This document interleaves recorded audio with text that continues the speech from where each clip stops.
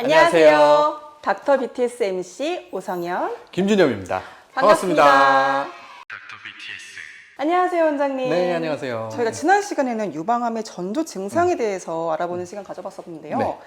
이번 시간에는 가슴 성형을 하러 갔다가 유방 검사를 하라는 것이 왠지 호구 잡히는 것 같은데 라고 생각하시는 분들이 맞아요. 들어 계시더라고요. 맞아요. 가슴 성형을 하는데 유방 검사를 꼭 받아야 하는 이유가 있을까요? 맞습니다. 네. 일단은 저희가 뭐 암을 굉장히 많이 다루고 있는데 그쵸? 이제 조금 분위기를 좀 다운시키는 개념으로 해서 이번에는 이제 성형에 대해서 좀 말씀을 드릴까 해요. 자, 일단 유방 성형은 굉장히 많이 하는 성형 수술입니다.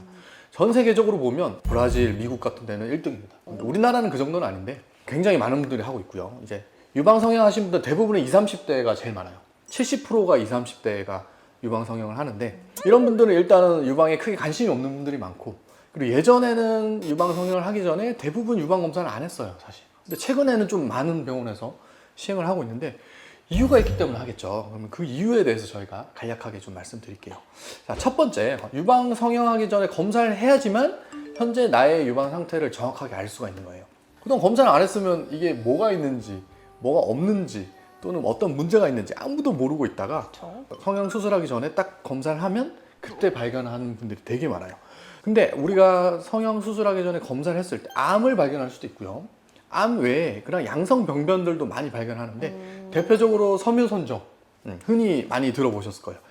섬유선정은 증식성 병변이기 때문에 좀 클 수가 있어요. 근데 나이가 젊은 분들이 40대 이후의 분보다 더 빨리빨리 크고 더 많이 클 수가 있거든요. 자, 이런 분들이 우리가 20, 30대에 발견했는데 빨리 크고 큰 거를 발견하면 제거를 안 할 수가 없어요. 암이 아니더라도 제거를 해야 되는 경우가 있거든요.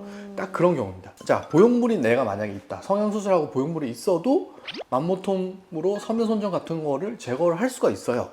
자, 그런데 만약에 내가 피부랑 근육 사이에 유선 조직이 그렇게 많지 않다. 그 간격이 좀 작다. 이런 분들은 맘모톰 수술할 때 피부에 손상이 생길 수도 있고 아니면 근육에 손상이 생길 수도 있고 어떠한 부작용과 합병증이 생길 수가 있거든요. 자, 저는 한 번도 그런 적이 없지만 보형물이 있더라도 사실 맘모톰 수술이 전혀 문제가 없게 수술하는 분들도 있죠. 네, 저도 그렇게 수술하고 있지만, 그런데 이런 가능성이 있기 때문에 성형 전에 제거를 하면 보형물 자체가 없으니까 아래쪽에 손상이 될 확률이 하나도 없겠죠. 네, 그래서 좀 장점이 있다 이렇게 보시면 되고요. 자, 그래서 어떤 병원 같은 경우에는 보형물 수술과 맘모톰 수술을 동시에 하신 분들도 있어요. 왜냐면 마취를 걸기 때문에 그럴 때 이제 동시에 하는 거죠. 자, 그런데 가급적이면 수술 전에 제거를 하는 게 좀 유리해요. 이유가, 자, 맘모톰 수술은 하고 나면 바늘로 하기 때문에 피가 나도 눌러서 지혈을 할 수밖에 없어요. 그러니까 지혈이 완벽하게 되지 않을 수도 있겠죠. 그런 확률이 있기 때문에 저희가 막 붕대도 감고 이렇게 하거든요. 자, 간혹 가다가 피가 이렇게 생기면 그게 고이는 걸 혈종이라고 합니다. 혈종이 생기면 딱딱하게 뭔가 몽울이 만들 수 있고 성형수술할 때 뭔가 합병증을 만들 수가 있어요.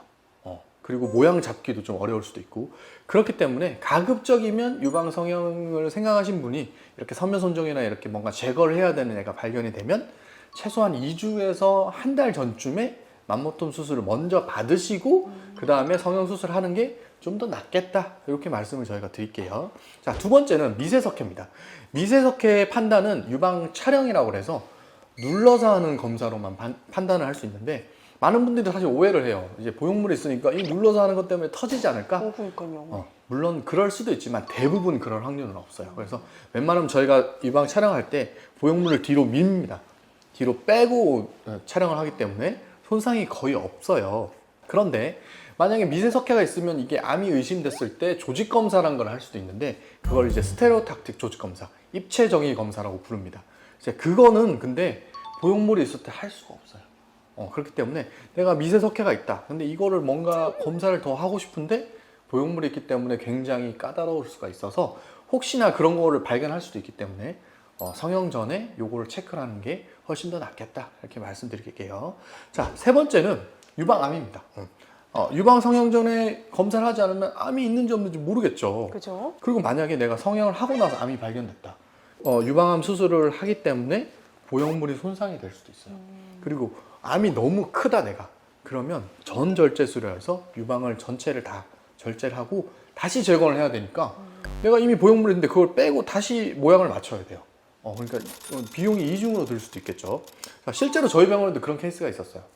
성형 수술을 한 지 얼마 안 된, 한 두세 달밖에 안 됐는데 우연히 이제 뭔가 좀 불편감이 때문에 저희 병원에 왔다가 검사했더니 유방암이 발견됐어요.